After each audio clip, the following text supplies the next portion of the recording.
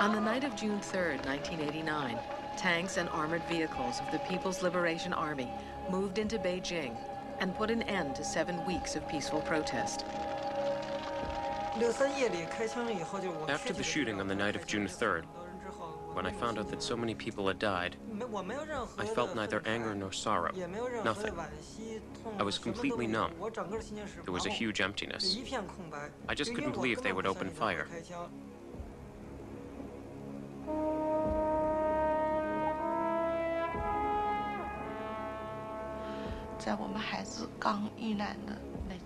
In the first few days after my son was killed, many friends, colleagues, and students came to express their sympathy.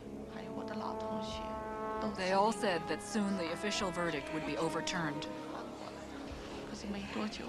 But as investigations and arrests began, fewer and fewer people came to see me. When people ran into me, they were silent. It was as though nothing had ever happened. Events do not deliver their meanings to us. They are always interpreted.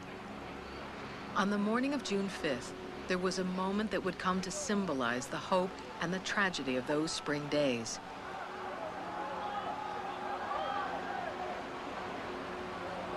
He disappeared into the crowd afterwards, and no one knows where he is now. No one is even certain of his name. But for the millions who saw this scene all over the world, its meaning was clear. Here was human hope and courage, challenging the remorseless machinery of state power. The Chinese government interpreted this scene just as simply, but differently. 稍有常识的人都会看出，如果我们的铁骑继续前进，这个螳臂挡车的歹徒难道能够阻挡得了吗？摄像机拍下的这个画面，同西方某些国家的宣传恰恰相反，正好说明了我们的军队保持了最大限度的克制。 In the days after the end of the protest at Tiananmen, large numbers of people were arrested all over China. I heard the government's most wanted list on the radio. At first it seemed only students were on the list, but I finally heard my own name. I couldn't stand the humiliation of being hunted down by the police. I wanted to maintain as much dignity as possible while facing the inevitable. So I decided to go to the police on my own. I told the police, I've come here because you've got your facts wrong. I don't know if it's deliberate or because you don't understand what really happened. Since I was involved, I feel it's my duty to straighten you out.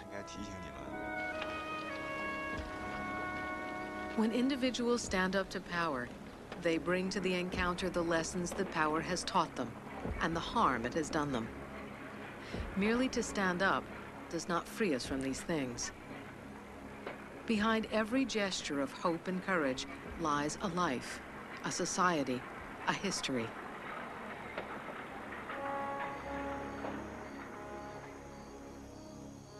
Tiananmen, the gate of heavenly peace, is the gate leading into the imperial city, for centuries the center of power in China.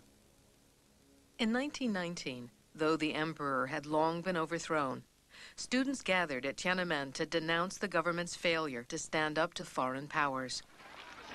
Their protest spread quickly through the country and came to be known as the May 4th movement. Years of student demonstrations followed. Despite violent government repression, arrests, and killings, generation after generation, the students came out to protest, inspiring other Chinese to follow them. China was in danger, and corrupt officials didn't care. Young intellectuals felt they must place their lives on the line to awaken the people. They aimed to save the nation through democracy and modern science, and the discarding of oppressive traditions.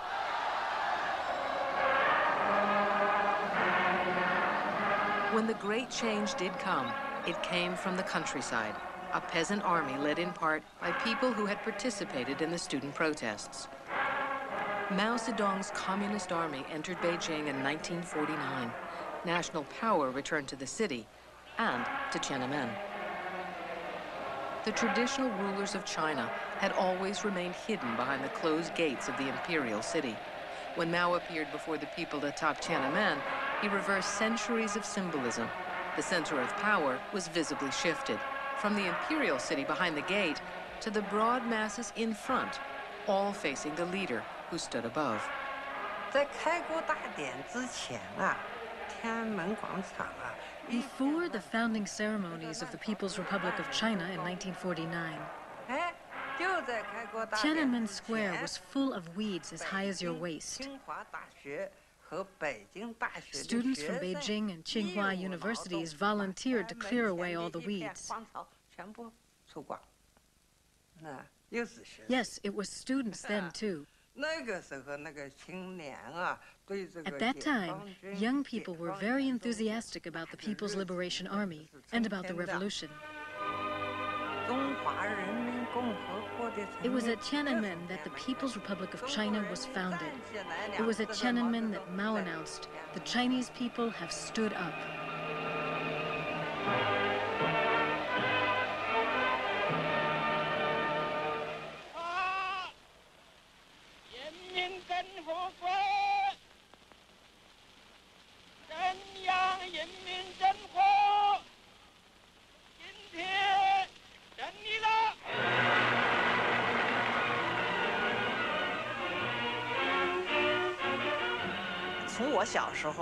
When I was a child, I went to Tiananmen twice a year for the parades.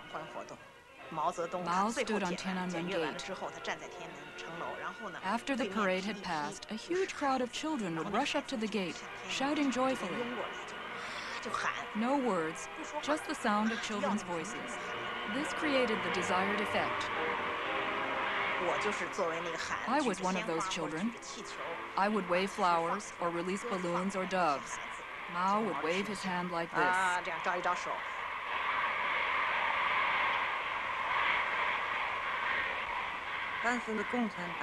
At that time, many communist leaders moved into quarters within the old imperial city.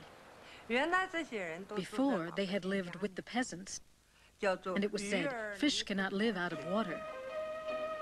But after the revolution, if a peasant went into the city to look up a leader he had known in the past, he wouldn't be able to find him.